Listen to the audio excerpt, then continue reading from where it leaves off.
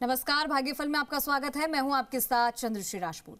सावन में ये 5 काम आपको जरूर करने हैं और इन 7 कामों से आपको बचना है। श्रावण मास में सोमवार का व्रत और शिवलिंग पर जल, दूध और बेलपत्र अर्पित करना विशेष फलदायी होता है और इस दौरान भगवान शिव की आराधना और महामृत्युंजय मंत्र का जाप करना अत्यंत लाभकारी होता है। इस मास में दान पुण्य और इसका बहुत महत्व माना जाता है। गरीबों और जरूरतमंद लोगों को अन्न, वस्त्र, धन का दान करना चाहिए। इससे आत्मिक सुख और पुण्य की प्राप्ति होती है। इसी के बारे में ज्यादा जानकारी देने के लिए आज हमारे साथ जुड़े हैं ज्योतिष परिषद एवं शोध संस्थान अध्यक्ष ज्योतिषाचार्य डॉक्टर पुरुषोत्तम गौड़ जी। आचार्य जी, बहुत बहुत स्वागत है आपका हमारे इस खास कार्यक्रम में। जी, साधुवाद। श्री राम जय जय राम, मेरे राम की जय हो। तो अगर आपके मन में कोई सवाल या शंका, आप हमारे साथ जुड़ जाइए इस कार्यक्रम में। आपको हम नंबर बताते हैं 0120-715-3787, 0120-715-3826 नंबर है। आप इन पर कॉल करिए और हमारे साथ जुड़कर इस कार्यक्रम में आचार्य जी से अपने सवालों का जवाब आप ले सकते हैं। ज़्यादा से ज़्यादा कॉलर्स आज हमारे साथ जुड़े, इसी की हम उम्मीद करते हैं। आचार्य जी, सावन का महीना चल रहा है, शिव जी की पूजा सभी कर रहे हैं, सभी भक्त कर रहे हैं, लेकिन वो ऐसे कौन से 5 काम हैं जिन्हें ज़रूर करना चाहिए और वो ऐसे कौन से 7 काम हैं जिसको नहीं करना चाहिए, खास ध्यान रखना चाहिए? क्योंकि शिवलिंग पर क्या चढ़ाना है, कैसे चढ़ाना है, कैसे पूजा करनी है, इसका विशेष ध्यान रखना चाहिए।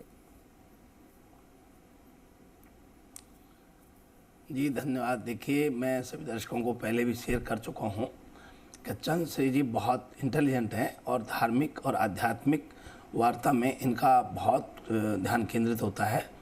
इन्होंने जो प्रसंग आज रखा है वो ऐसा प्रश्न है जो आम व्यक्ति के लिए लाभकारी होने वाला है। अच्छा, ये सही बात है कि जो शिव भक्त हैं, कावड़ लेके आ रहे हैं, भक्ति कर रहे हैं, व्रत रख रहे हैं, ऐसे तमाम सब भक्तों के लिए कितनी महत्वपूर्ण बात है कि क्या करें और क्या ना करें। देखिए, विशेष रूप से श्रावण मास में सत्संग, भजन, कीर्तन का आयोजन खूब करना चाहिए। इससे मानसिक शांति और आध्यात्मिक उन्नति होती है। श्रावण मास में क्या ना करें? असत्य और हिंसा से बचें।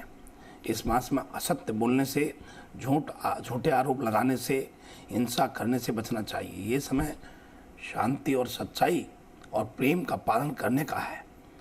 वर्जित आहार। श्रावण मास में तामसिक मांसाहारी भोजन का सेवन वर्जित माना गया है। इस दौरान सात्विक भोजन करना चाहिए। शराब, धूम्रपान आदि से दूर रहना चाहिए। अपराध और अनैतिक कार्य। इस मास में किसी प्रकार के अपराध, अनैतिक कार्य और छल कपट से बचना चाहिए।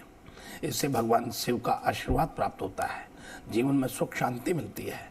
श्रावण मास में क्या करें और क्या ना करें, इस पर बड़ा चिंतनीय विषय रहा और इसको लेकर के आज चंद्रश्री जी ने यहाँ प्रश्न रखा है। मुझे लगता है कि ये बेहद सभी दर्शकों के लिए काम का ये प्रसंग है। देखिए, धतूरा और भांग भगवान शिव को प्रतिदिन या फिर हर सोमवार को या फिर प्रदोष को अवश्य चढ़ाना चाहिए। मिट्टी के पार्थिव शिवलिंग बना करके उनकी पूजा करनी चाहिए। दूध का दान करें। यदि कोई शाम के समय आपके घर पे सांड आ जाता है और वो यदि आता है तो उसको गुड़ खिलाएं, उसकी पूजा करें और आप समझें कि भगवान शिव का नंदी आया है। और वहीं शाम के समय भगवान शिव की आरती करनी चाहिए। आरती अवश्य करनी चाहिए। कि क्या ना करें? शरीर पर तेल बिल्कुल नहीं लगाएं और कांसे के बर्तन में भोजन बिल्कुल नहीं करें। बैंगन इत्यादि नहीं खाएं। सावन के महीने में दूध का सेवन करना भी निषिद्ध माना गया है। और सावन के महीने में भगवान शिव को केतु का फूल कभी भी नहीं चढ़ाएं। अच्छा, सावन मास में भगवान शिवलिंग पर हल्दी बिल्कुल नहीं चढ़ाएं। तो ये बहुत छोटी छोटी बातें हैं, लेकिन मैं समझता हूँ कि आपके पूजा क्रम में इनको आप सम्मिलित करें तो ये और भी आपको चार चांद लगेगा। और अवश्य आप सत्संग और भजन कीर्तन के साथ श्रावण मास का भगवान भोलेनाथ का आशीर्वाद प्राप्त करें, ऐसी उम्मीद और आशा रखते हैं। आप सभी को बहुत मंगल शुभकामनाएं। लेकिन मैं साथ में आप सभी की ओर से और मेरी ओर से भी बहुत शुभ आशीर्वाद चंद्रश्री जी का, जो इतना अच्छा प्रसंग रखा और सभी दर्शकों के लिए बहुत लाभकारी ये प्रश्न हमारा शेयर करना रहेगा। आपको बहुत मंगल शुभकामनाएं। बिल्कुल आचार्य जी। और जब भी शिव जी की पूजा की बात आती है तो कई लोगों के सवाल रहते हैं, जैसा कि अब से कुछ दिन पहले जब हम सावन के भी सोमवार की बात कर रहे थे, हमारा विशेष कार्यक्रम रखा गया था, तब लोगों के मन में ये सवाल थे कि आखिर शिव जी पर जब बेलपत्र चढ़ाते हैं तो वो उनकी जो क्रम होता है वो क्या होना चाहिए? क्या बेलपत्र के बाद जो पंचामृत चढ़ाया जाता है उसका क्रम क्या सही है? क्योंकि कुछ लोग किसी भी तरीके से चढ़ा देते हैं, तो उसका एक सही क्रम अगर आप दर्शकों को बता दें तो वो सही से पूजा कर पाएंगे। देखिए बहुत सही है, और ये सही बात है कि पूजा क्रम होता है, और पूजा क्रम से जब पूजा करते हैं तो निश्चित उसका लाभ होता है। विशेष तौर पर एक तो आपको ये ध्यान रखना है कि शिव पर जब आप कोई भी चीज़ चढ़ाते हैं तो अष्टमी, चतुर्थी और अमावस्या, रविवार को बेलपत्र कभी नहीं तोड़ें। और दूसरा है कि आप शिवलिंग पर जो बेलपत्र चढ़ा रहे हैं वो खंडित नहीं होना चाहिए, बासा नहीं होना चाहिए, और धो करके चढ़ाना चाहिए। बेलपत्र का जो चढ़ाने का क्रम है, भगवान शिव को बेलपत्र कैसे चढ़ाएं, कई लोगों को तो ये भी पता नहीं है कि बेलपत्र को चढ़ाना कैसे होता है। बेलपत्र पर चंदन का लेप करके और डंडियों को तोड़ के ओम या फिर राम लिख करके या ओम नमः शिवाय लिख करके और उसे तीसरी आँख के रूप में देखते हैं तो उल्टा बेलपत्र चढ़ाना चाहिए। और बेलपत्र के लिए कहा है त्रिदलम त्रिगुणाकारम त्रिनेत्रम त्रिदलम पाप संगारम बेलपत्रम शिवार्पणम। 3 जन्मों के पाप को दूर करने वाला बेलपत्र भगवान शिव को जब अर्पण करें तो आपकी भावना, आपका मन, आपकी उत्साह, आपकी श्रद्धा, आपका विश्वास भगवान के श्री चरणों में होना चाहिए, तभी उसका फल मिलता है। और सबसे प्रथम आप भगवान को स्नान आदि कराएं। स्नान कराने के बाद चंदन आदि लगाएं, और चंदन लगाने के बाद आपको भोलेनाथ को बेलपत्र आदि चढ़ाने का क्रम करें।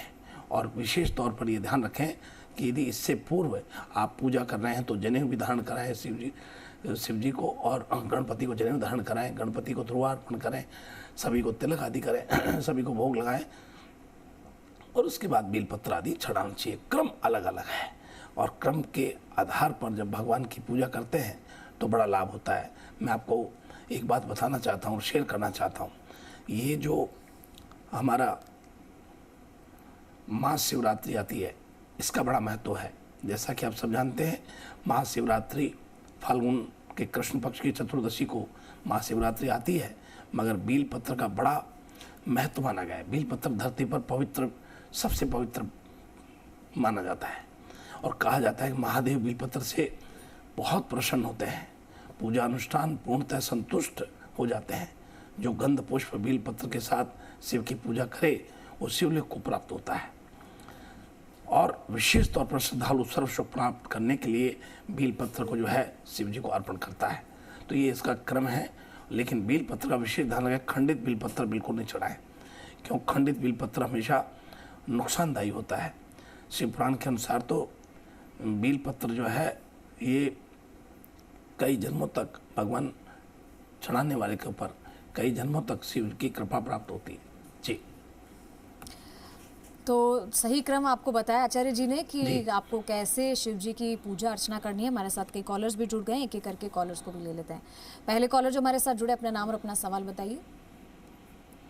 गुरु जी को नमस्कार। गुरु जी को नमस्कार। हाँ नमस्कार बहन। हाँ गुरु जी, मैं अपनी बच्ची के लिए जानना चाह रही थी। हाँ जी मैं नमस्कार। के लिए जानना चाह रही थी।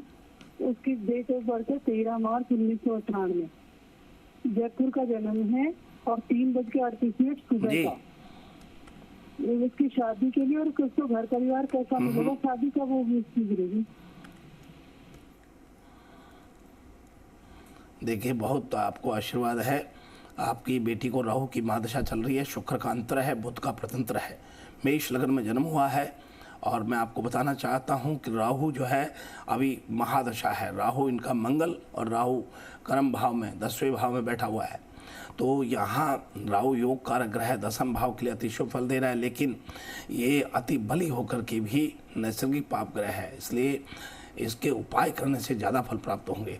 और आप कृपा करके राहु का उपाय एक ही होता है कि गायों को हरा चारा दें, और विशेष तौर पर चांदी के और तांबे के नाग लेकर के, और इन्हें आप शिवलिंग पर बुधवार के दिन संध्या को चढ़ाएं। ऐसा करने से अवश्य आपको लाभ होगा।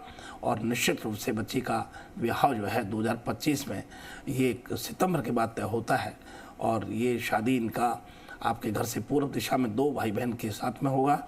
आपकी बेटी 2 बहन भाई होते हैं। आपका मकान पूर्व में देखता हुआ है। आपके यहाँ बहुत शांति और सुख समृद्धि की स्थिति दिखाई देती है। मकान में कोई दोष मुझे नहीं दिखाई देता है। तो आप प्लीज़ ये करिएगा, अवश्य आपको लाभ होगा। 2025 में इसकी शादी होगी।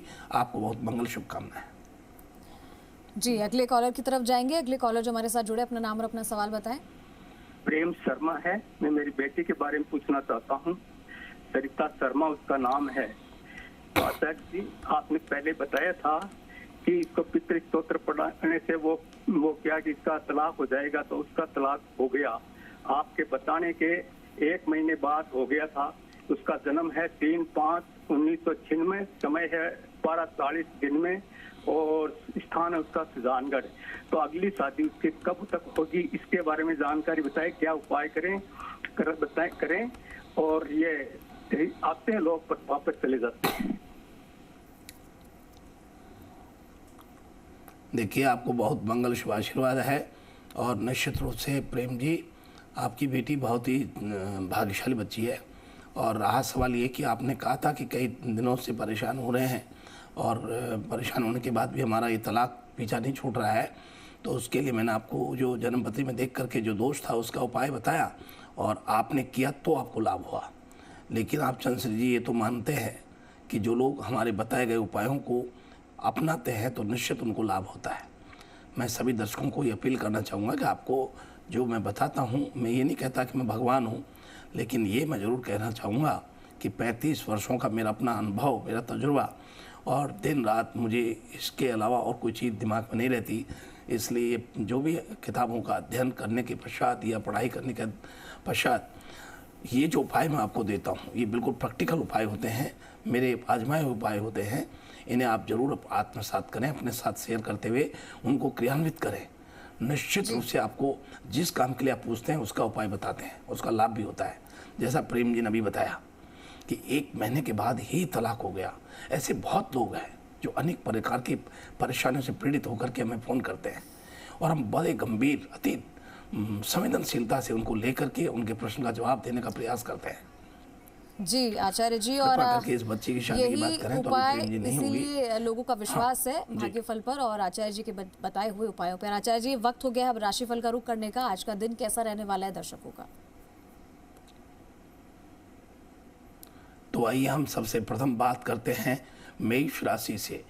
आज मेष राशि के सभी जातकों को विशेष रूप से घर में सुख शांति के साथ, समृद्धि के साथ आज जो है आनंद के साथ रहने वाला है।